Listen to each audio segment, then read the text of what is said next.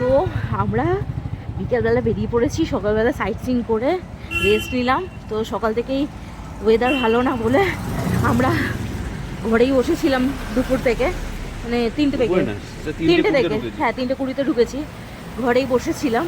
তো আর ভাল লাগছে না, ঘুরতে এসে ঘরে বসে থাকতে ভালো লাগে, এই জন্য আমরা বেরিয়েছি। কিন্তু কি করব, বৃষ্টি, ছাতা তো আনিনি, ছাতা আনতে ভুলে গেছি। পাহাড়ি এলাকার বৃষ্টি, আর পাহাড়ি এলাকার বৃষ্টি মানে, আর তার মধ্যে ঠান্ডা।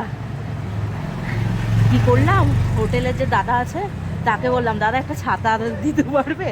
তো হোটেলের দাদার থেকে এই ছাতাটা নিলাম, নিয়ে দুজনে বেরিয়ে পড়েছি। আর এদিকে বৃষ্টি হচ্ছে, দেখাচ্ছি বৃষ্টিটা, ওয়েট, বৃষ্টি হচ্ছে এখনো কন্টিনিউ, দেখলেই বুঝতে পারছে যে কেমন বৃষ্টি হচ্ছে। এর মধ্যে ঘোরার কি চোট আমাদের, বেরিয়ে গেছি দুজনে। ঘোরার চিন্তা ভাবনা কার আছে, বৃষ্টির মধ্যে বেরিয়েছে। পাগল আমরা, পাগল।